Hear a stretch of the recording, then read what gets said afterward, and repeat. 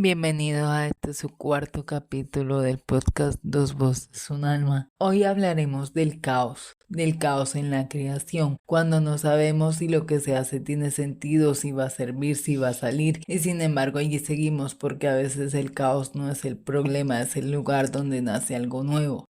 En este capítulo observaremos las mitades o los términos medios para quienes no pueden ver el final. Hay veces en que muchas veces empiezan proyectos creativos, ¿cierto? Donde parece romperse la magia antes de comenzar a crear. Las ideas muchas veces no solamente se cruzan, sino que el proceso se empieza a contradecir y eso es frustrante. Hay un punto donde todo se vuelve confuso y es caos y es completamente necesario ese proceso, pero para atravesarlo, aunque sea borroso y aunque parece que nada encaja, y aunque el individuo se desespera al momento de crear porque quiere que las cosas tomen forma enseguida, porque esta es la generación de la inmediatez. Parte del proceso de la creación es dejar que literalmente fluya para que las cosas se ordenen y avancen. Y muchas veces en ese caos también hay orden, también hay pulcritud, también hay momentos de silencio y austeridad. Y también hay muchas veces, aunque sea incómodo y aunque sea muchas veces exigente ese proceso, el caos no es enemigo. El caos te depura, el caos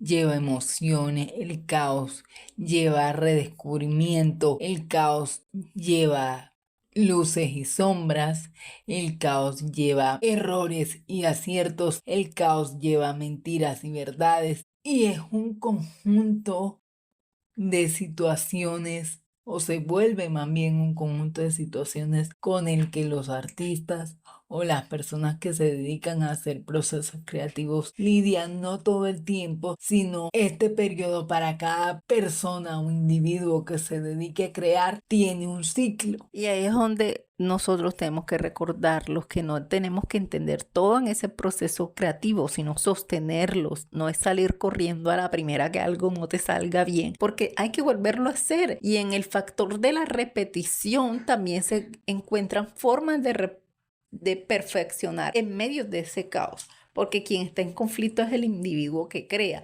pero también podemos ver en ese conflicto claridad y no necesariamente que controlarlo todo, porque quien habita el caos también debe encontrar un poco de paz para poder crear en sí mismo dentro de ese caos. El caos, aunque suene contradictorio, puede llegar a ser el oxígeno que la obra necesita para llegar a su cúspide o a su punto máxime en el proceso de crear, y más allá del proceso de crear, resignifica la otra parte, y es la parte humana, la parte del humano que se confronta emocionalmente, físicamente, cíclicamente, armónicamente hablando, porque cuando hablamos de caos en la creación no solamente hablamos de la obra, hablamos del artista, hablamos de aquellas cosas que nos atraviesan más allá de nosotros o más allá de los otros al momento de ejecutar una obra maestra. Y de hecho, gran parte de las cosas que se hacen en el caos es la improductividad, esa y que hace parte del proceso y es re necesaria, porque como le decía Alessandra, es necesario encontrar esos pequeños factores que desbalancen ese proceso lineal, y lo digo entre comillas porque lineal no es algo que empieza por una obra en blanco y termina en una maestra. No, muchas veces esa obra ni siquiera empieza porque el síndrome de impostor está, y ese también hace parte del caos, porque aparecen dudas, aparecen comparaciones, y si otra persona crea algo igual que yo, entonces la otra persona por X y Y cosa es no, cada persona tiene un sello propio para crear,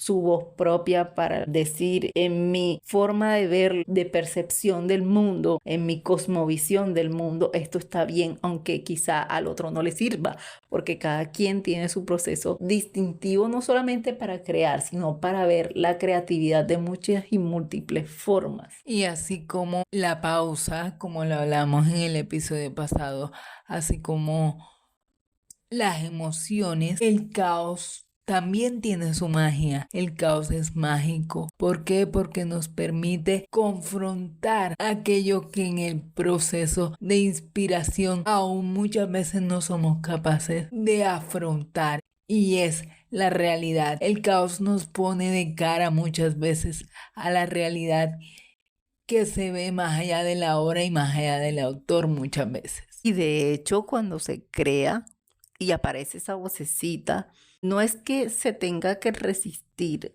a habitar necesariamente un caos sin exigir respuestas ya, porque realmente quien crea cualquier tipo de arte o de forma de habitar el mundo o de coexistir en el mundo, no se tienen que tener respuestas inmediatas, porque eso es como si uno cruzara un bosque sin mapa o un desierto sin agua. Es algo que quizá puedas encontrar un oasis como puedas encontrar, no sé, hielo en pleno oasis, porque, bueno, el cambio climático hace su magia también. Entonces hay que confiar en el fucking proceso, que se vea largo y extenso el camino. Y ya para cerrar, debo decir que al igual que el tiempo, al igual que la nada, el caos puede ser un todo. Y en ese todo y en esa nada también habitamos nosotros. Así que los dejo reflexionando sobre eso, sobre que podemos caminar en el todo y en la nada del caos creativo y no pasa nada y pasa todo al mismo tiempo. Y no por eso está mal, no por eso estamos mal. Y de hecho, aunque se vea un proceso netamente lineal entre un inicio y un fin, hay entremedios. Y eso también es necesario ponerlo en la platilla y hablar sobre que, aunque el caos no es netamente algo romántico del proceso mismo del individuo cuando coexiste con el desorden interno de sí mismo y también trata de esclarecer ese desorden profundamente de la honestidad del individuo, cuando es una forma de habitar también su verdad, y gran parte de quien crea es su verdad desde su perspectiva. Recordemos que la verdad es subjetiva y recordemos que el arte también lo es, así como el caos, la inspiración y todas estas emociones que se mueven alrededor del proceso creativo resultan muchas veces subjetivas. Lo que para mí puede ser verdad, para otro puede ser mentira. Así que no siendo más, los dejamos para un próximo episodio de Dos Voces y un Alma. Ha sido un gusto.